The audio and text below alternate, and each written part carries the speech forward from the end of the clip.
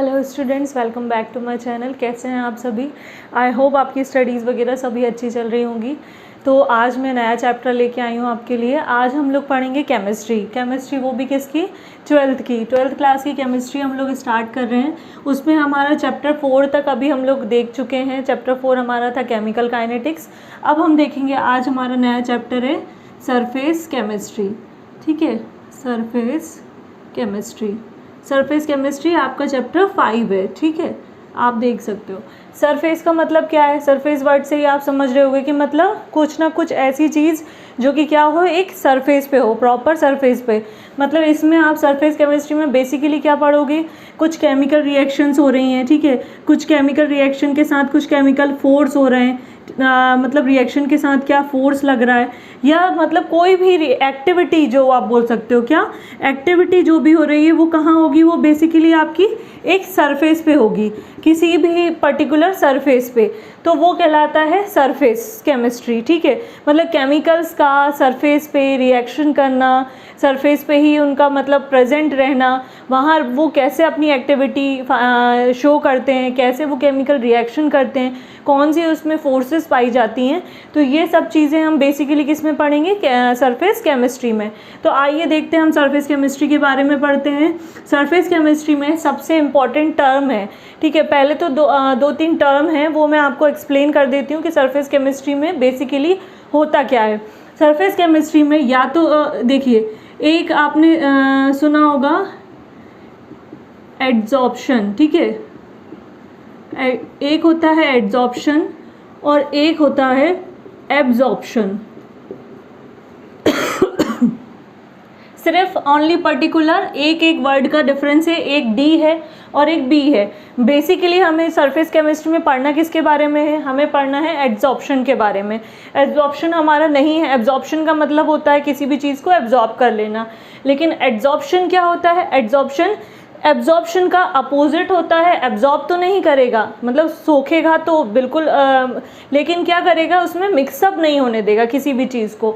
तो surface chemistry में basically जो टर्म यूज़ होती है वो होती है एड्जॉर्प्शन। अब एड्जॉर्प्शन क्या होती है? मतलब किसी भी सरफेस पे मॉलिक्यूलर लेवल का कंसंट्रेशन, क्योंकि ऑब्वियसली इसमें आइटम्स आएंगे, मॉलिक्यूल्स आएंगे, ठीक है, एलिमेंट्स आएंगे, कंपाउंड्स आएंगे, तो वो उनको एब्जॉर्ब कर लेना बाय दी सरफेस के थ्रू, और सरफेस पे ही रिएक्शन होना, वो कहलाता है आपका क्या? Surface chemistry. अब हम देखते हैं एड्जॉर्प्शन प्रोसेस होती क्या है। ठीक है, एड्जॉर्प्शन में दो चीज़ें इंपॉर्टेंट होती हैं।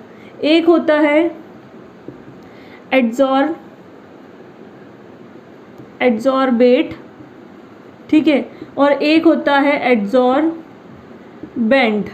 ठीक है, ये दो इम्पॉर्टेंट चीज़ें होती हैं। एड्जॉर्प्शन का मतलब फिनोमेना जो है वो बेस किस पे है? ये आपका बेस्ड है। ठीक है, सरफेस केमिस्ट्री। एड्जॉर्प्शन में ये सब नहीं होता है, एब्जॉर्प्शन हमें नहीं पढ़ना है। सरफेस केमिस्ट्री में एड्जॉर्प्शन पढ़ना है। उसमें एड्जॉर्बेट क्या होता है, एड्जॉर्बेंट क्या होता है, ये हम समझते हैं कि ये होता क्या एग्जैक्टली। ठीक है, ये होता है किसमें? या तो लिक्विड में होगा या फिर सॉलिड में होगा।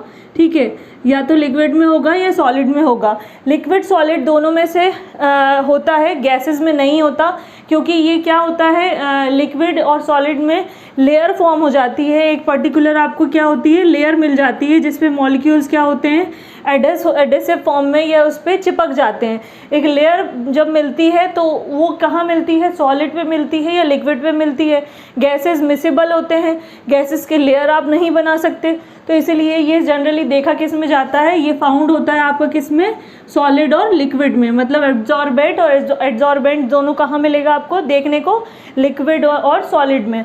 अब ये होते कैसे हैं? जैसे कि मान लीजिए ये आपने एक क्या लिया है, सब्सटेंस है। ठीक है, आप कोई एक पर्टिकुलर सब्सटेंस ले रहे हो, ठीक है, और इसको क्या कर रहे हो आप? चलिए मैं एग्जांपल से ही आपको समझा देती हूँ। जैसे कि एक एग्जांपल लेते हैं हम, सिलिका जेल, और लेते हैं साथ में क्या? सिलिका जेल, एक सिलिका जेल ले लेते हैं, और इसी में ले लेते हैं हम कैल्शियम क्लोराइड, CaCl2। ठीक है, सिलिका जेल हो गया, कैल्शियम क्लोराइड हो गया। इन दोनों की रिएक्शन हम किससे करा रहे हैं? रिएक्शन बोल दीजिए आप, या सिलिका जेल प्लेट बोल दीजिए। ठीक है, प्लेट बोल दीजिए, और ये कैल्शियम क्लोराइड की एक प्लेट है। इसको हमने क्या किया है, इसको हमने वाटर वेसल में डाल दिया है, वाटर वेसल में, जिसमें क्या है, दोनों में वाटर वेसल में डाला है, जिसमें क्या है, वाटर की वेपर्स है। क्या है, वाटर की वेपर्स हैं, ठीक है, बुलबुलें हैं दोनों में। तो क्या होगा, एक चीज़ क्या करेगी, वाटर की वेपर्स को एब्जॉर्ब कर लेगी, ठीक है, और एक चीज़ एब्जॉर्ब नहीं करेगी। कैसे नहीं करेगी, देखते हैं हम। जैसे कि ये हमारा वाटर का लेवल है, वेसल है अपना, ठीक है, इसमें एक साइड तो मैंने क्या डाल दिए, एक में मैंने डाल दिया सिलिका जेल, ठीक है, ये है आपका सिलिका जेल, और एक में मैंने क्या पुटअप कर दिया आपका CaCl2, ठीक है। ये है आपकी क्या, वाटर वेसल, इसमें क्या है, वाटर वेसल है, प्लस इसमें वाटर की क्या है, वाटर वेसल है, इसमें क्या है, वाटर वेपर्स हैं। ऐसे ही यहाँ पे भी मैंने वाटर वेसल रखा हुआ है, और इसमें वाटर की वेसल वेपर्स हैं, ठीक है। अब हम क्या देख रहे हैं, क्या होगा, एड्जॉर्प्शन देखना है और एब्जॉर्प्शन देखना है, दोनों में एक डिफरेंस बता रही हूँ मैं, और इसी एग्जाम्पल के थ्रू आपको समझ में भी आ जाएगा। जब सिलिका प्लेट को आप क्या करोगे, वाटर वेपर वाली उसमें रखोगे वेसल में, तो कुछ टाइम बाद क्या होगा, ये जो वाटर की वेपर्स हैं ये क्या होंगी, ये सारी की सारी इधर आके जो भी वेपर्स होंगी, गैस होगी या सॉल्यूट पार्टिकल होंगी, वो सारी की सारी आके क्या होंगी, सरफेस पे एग्रीगेट हो जाएंगी, मतलब इकट्ठी हो जाएंगी। सिलिका जेल जो है खुद एक प्लेट होती है, पाउडर की प्लेट होती है, वो खुद वाटर में मिक्स नहीं होगी, मतलब यहाँ पे कोई भी टाइप का रिएक्शन नहीं हो रहा है, कोई भी केमिकल रिएक्शन नहीं हो रही, कोई भी मिक्सचर नहीं बन रहा है, ना ही कोई चीज़ इसमें डिज़ोल्व हो रही है। क्या हो रही है, वाटर की जो वेपर्स हैं ये क्या है, वाटर वेपर्स है, ठीक है, वो क्या हो रही हैं, वो सरफेस पे आके सिलिका जेल के एब्जॉर्ब हो जा रही हैं, या आप बोल सकते हो कि इकट्ठी हो जा रही हैं, ठीक है। यहीं अगर अपन CaCl2 को देखते हैं तो इसमें क्या होगा, सारी वाटर वेपर्स इसके अंदर चली जाएंगी, CaCl2 इसमें मिक्स हो जाएगा, मतलब एक क्या कहेंगे, यहाँ पे एक जो लेयर है वो ख़त्म हो जाएगी, और एक होमोजीनियस मिक्सचर बन जाएगा, ठीक है, किसका, CaCl2, क्यों, क्योंकि यहाँ पे वाटर है, CaCl2 है प्लस वाटर है, तो इसमें डॉट मॉलिक्यूल आप OH2O के एक पूरा कंपाउंड बन जाएगा, मिक्सचर बन जाएगा, घुल जाएगा इसके अंदर। तो ये फिनोमिना क्या कहलाएगा, ये कहलाएगा आपका एब्जॉर्प्शन। मतलब जब कोई भी चीज़ क्या हो जाए, कंप्लीटली मिक्स्ड हो जाए, मिक्सचर बन जाए, उसका एक होमोजीनियस सॉल्यूशन बन जाए, तो वो कहलाता है आपका क्या, एब्जॉर्प्शन। मतलब कंप्लीटली एब्जॉर्प्शन क्या होगा, कंप्लीटली मिक्स हो जाए, ठीक है, कंप्लीटली मिक्स्ड हो जाए, होमोजीनियस सॉल्यूशन बन जाए, होमोजीनियस सॉल्यूशन बन जाए, ठीक है, और जो कि क्या हो, इमिसेबल हो, इमिसेबल जिसको हम फिर अलग नहीं कर सकते, तो इमिसेबल सॉल्यूशन बन जाए, तो वो क्या कहलाएगा आपका, एब्जॉर्प्शन। ये क्या है, एक कॉमन फिनोमिना है, जिसका एग्जाम्पल आप ये देख सकते हो। अब एड्जॉर्प्शन में क्या होगा, एड्जॉर्प्शन में ये नहीं होता, एड्जॉर्प्शन में दो इंपॉर्टेंट स्टेज जैसे मैंने बनाई, क्या, एब्जॉर्बेट होता है और एब्जॉर्बेंट होता है। अब यहाँ पे हमने क्या लिया था, लिक्विड और सॉलिड हम बता रहे थे, हमने सॉलिड की एक प्लेट ली थी, लेकिन रखा किस में था, लिक्विड में, तो ये तो मिक्स हो जाना चाहिए, पर नहीं हुआ।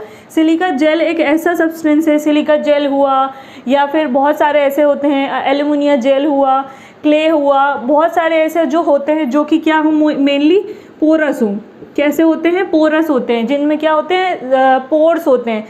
वो क्या करते हैं, वो एटमॉस्फेयर की गैसेस को एब्जॉर्ब कर लेते हैं। एब्जॉर्ब तो करेंगे, एब्जॉर्ब भी बोल सकते हो आप, एब्जॉर्ब करेंगे लेकिन रिएक्शन नहीं करेंगे, मतलब उसकी सरफेस पे जाके एग्रीगेट हो जाएंगे, तो उस फिनोमेना को बोलते हैं एड्जॉर्प्शन। अब इसमें एब्जॉर्बेट क्या होता है और एब्जॉर्बेंट क्या होता है, ठीक है, तो हम देखते हैं। जैसे ये है हमारा सिलिका जेल की प्लेट, ठीक है, और ये है हमारा क्या, वाटर की वेपर्स। तो जो अंदर वाला है सिलिका जेल, जो लेयर, मतलब जो सब्सटेंस है जिसके ऊपर क्या होंगी, मॉलिक्यूल्स आके इकट्ठे होंगे, तो वो क्या कहलाएगा आपका, एड्जॉर्बेंट कहलाएगा, ठीक है। और जो लेयर के फॉर्म में ऊपर जमा हो जाएंगी, ये लेयर के फॉर्म में जो जमा हो रही हैं, इसको हम बोलेंगे एड्जॉर्बेट, ठीक है, ये आपकी क्या कहलाएंगी, एड्जॉर्बेट।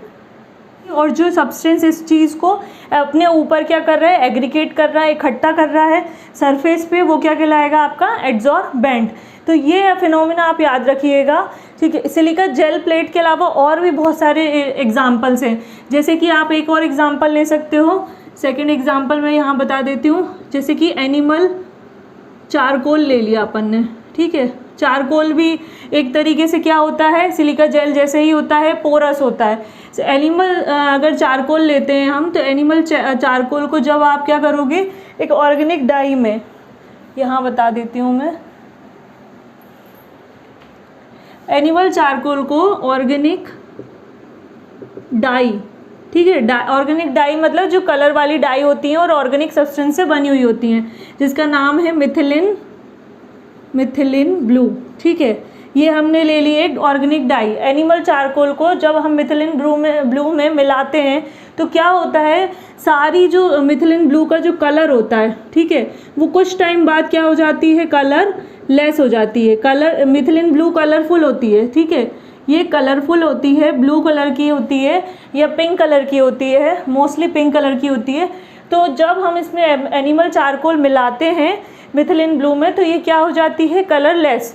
कलरलेस क्यों होगी, क्योंकि वो क्या करेगी, ये एनिमल चारकोल है, तो यहाँ पे जितने भी मॉलिक्यूल्स आके जब एनिमल चारकोल के जमेंगे, ये मिथिलिन ब्लू है और ये आपकी क्या है, एनिमल चारकोल, ये आके जब इस पे आएंगे मिथिलिन ब्लू के सरफेस पे, ये आपकी सरफेस हो गई, ठीक है। तो सरफेस पे आके ये इकट्ठे होंगे और सारे कलर को क्या कर लेंगे, पूरा कलर जो है वो एब्जॉर्ब कर लेंगे, मतलब अपने सोख लेंगे, एक एब्जॉर्बेंट का काम करेंगे और पूरी मिथिलिन ब्लू को क्या कर देंगे, कलर लेस कर देंगे। तो ये भी एक इसका एग्जाम्पल है। और भी बहुत सारी गैसेस होती हैं, जैसे कि क्लोरीन, फ्लोरीन, ब्रोमीन या हाइड्रोजन, या आप बहुत सारी gases, carbon monoxide, carbon dioxide, सारी गैसेस आप ले सकते हो। और उसको अगर आप जैसे सिलिका जेल या ऐसे कहीं अगर प्रैक्टिकल करके देखोगे तो आपको समझ में आएगा। इवन कॉमन एग्जांपल अगर आप घर के एनवायरनमेंट में भी देखोगे तो क्या होता है कि वाटर में जब आप ऑयल डाल देते हैं तो क्या होता है, ऑयल की एक ऊपर लेयर बन जाती है और वाटर में वो इनमिसिबल रहती है, मिक्स नहीं हो पाती है। वहीं अगर हम वाटर में क्या डाल दें, मिल्क डाल दें, तो वो पूरी तरीके से मिक्स हो जाता है। तो यही एक डिफरेंस है एड्जॉर्प्शन और एब्जॉर्प्शन में। अब आगे देखते हैं हम इसके टाइप्स। आई होप आपको क्लियर हो गया होगा। अगर कोई कन्फ्यूजन है तो आप मुझसे कमेंट सेक्शन में ज़रूर पूछना। देखते हैं, हमने अभी यह देख लिया कि सरफेस केमिस्ट्री में बेसिकली होता क्या है, ठीक है। अब क्या होता है कि जैसे कि एक और चीज़ इम्पॉर्टेंट याद रख लीजिए, दो मतलब टर्म हैं, एक होता है ओकल्शन, ठीक है, और एक होता है डिसॉर्प्शन। ओकल्शन का मतलब होता है जब भी कोई गैस, ठीक है, क्या करे, आपके मतलब गैस मॉलिक्यूल्स जो होते हैं, गैस मॉलिक्यूल्स जब क्या करें, सॉलिड पे आ जाएं, या सॉलिड में आप कौन सा ले सकते हो, मेटल सरफेस पे आ जाएं, मेटल सरफेस पे एग्रीगेट हो जाएं, ठीक है, तो वो फिनोमिना क्या कहलाता है, ओकल्शन। डिसॉर्प्शन का मतलब होता है एक्सट्रैक्शन या रिमूवल प्रोसेस, मतलब कि जब आप क्या करोगे, एब्जॉर्बेंट को एब्जॉर्बेंट से अलग करोगे। मतलब ये आपका क्या है, एब्जॉर्बेंट है, ठीक है, ये बैट है और यहाँ पे मॉलिक्यूल्स हैं। जब इसको प्रोसेस को आप क्या कर दोगे, रिमूव कर दोगे, मतलब इधर से मॉलिक्यूल्स को मतलब फिल्टरेशन बोल सकते हो या रिमूवल प्रोसेस बोल सकते हो, तो उसको हम बोलते हैं डिसॉर्प्शन। जैसे कि वाटर और ऑयल को अलग कर देना फिल्टरेशन के थ्रू, तो वो कहलाएगी आपकी डिसॉर्प्शन प्रोसेस, ठीक है। अब हम देखते हैं एक क्या होता है, पॉजिटिव होता है एड्जॉर्प्शन, ठीक है, और एक होता है negative. Positive adsorption and negative adsorption. Positive absorption क्या होगा, जब कंसंट्रेशन किसकी, कंसंट्रेशन एड्जॉर्बेट की, ठीक है, एड्जॉर्बेट की क्या हो, ज़्यादा, और एड्जॉर्बेंट की क्या हो, कम हो, ठीक है, बेंट की कम। किसी भी एब्जॉर्प्शन में दो चीज़ें चाहिए होंगी ऑब्वियसली। कोई भी अगर आप मिक्सचर बना रहे हो, कोई सॉल्यूशन बना रहे हो, या एड्जॉर्प्शन या एब्जॉर्प्शन देख रहे हो, तो उसमें पर्टिकुलर आपको दो चीज़ें चाहिए होती हैं, दो से ज़्यादा हो सकती हैं, दो से कम नहीं होगी, है ना। सॉल्यूशन हुआ, कंपाउंड हुआ, जो भी हुआ, रिएक्शन कराना है हमको। तो जैसे कि एड्जॉर्प्शन में भी देखेंगे तो हमें दो मतलब चीज़ें चाहिए, लाइक वाटर और ऑयल तो चाहिए। तो जब क्या हो, एड्जॉर्बेट की कंसंट्रेशन कैसी हो, हाई, और एड्जॉर्बेंट की कंसंट्रेशन कैसी हो, कम, तो उसको बोला जाता है क्या, पॉजिटिव एड्जॉर्प्शन। और इसी में जस्ट इसका वाइस वर्सा हो जाएगा, मतलब क्या हो, वाइस वर्सा, ठीक है, मतलब वर्सा, जब एड्जॉर्बेट की कंसंट्रेशन कम हो और एड्जॉर्बेट की ज़्यादा हो तो वो क्या कहलाए, एड्जॉर्बेंट की ज़्यादा हो तो वो क्या कहलाएगा आपका, नेगेटिव एड्जॉर्प्शन। अब इसके क्या है, एड्जॉर्प्शन के टाइप्स है, ठीक है, टाइप्स ऑफ एड्जॉर्प्शन, ठीक है, वो देख लेते हैं हम एड्जॉर्प्शन के क्या क्या टाइप होते हैं। एड्जॉर्प्शन के पहला टाइप होता है फिजिकल एड्जॉर्प्शन, और एक होता है केमिकल एड्जॉर्प्शन, ठीक है, मतलब फिजिकली कैसा होगा और केमिकली कैसा होगा एड्जॉर्प्शन, वो देखना है हमें। तो वो देखते हैं। फिजिकली मतलब क्या होगा, फिजिकली मतलब होता है, मतलब जब सरफेस पे क्या हो, मॉलिक्यूल्स का खुद का फोर्स वो बना लें, एक फिजिकल बॉन्ड बना लें अपने आपस में, तो वो फिजिकल एड्जॉर्प्शन होगा। जब वो केमिकल बॉन्ड बनाएंगे, केमिकल फोर्सेस उसमें लगेंगी, तो वो केमिकल एड्जॉर्प्शन होगा। फिजिकल में जनरली जो यूज़ की जाती है वो किया जाता है वंडर वॉल फोर्स, ठीक है, ये याद रखिएगा। और केमिकल एब्जॉर्प्शन में केमिकल बॉन्ड आ जाते हैं, लाइक कोवेलेंट, कोऑर्डिनेशन, ये सारे बॉन्ड्स आ जाते हैं, तो वो कहलाएगी केमिकल फोर्स या केमिकल बॉन्ड। या यहाँ पे आप बोल सकते हो वंडर वॉल फोर्स या wonder wall bond. Wonder wall force जो होती है वो कैसी होती है नेचर में, ये हमेशा होती है वीक, और केमिकल बॉन्ड हमेशा कैसा होता है, स्ट्रॉन्ग, ये बात याद रखिएगा। अब फिजिकल एड्जॉर्प्शन में क्या होता है हमेशा, क्या, अब इसके टाइप्स देख लेते हैं। फिजिकल एड्जॉर्प्शन में पहला ए हम देखते हैं, इफेक्ट ऑफ टेम्परेचर, ठीक है। अगर हम फिजिकल एब्जॉर्प्शन देख रहे हैं पहले, ठीक है, केमिकल बाद में देखेंगे, साथ के साथ मैं आपको केमिकल का भी बताती जाऊंगी।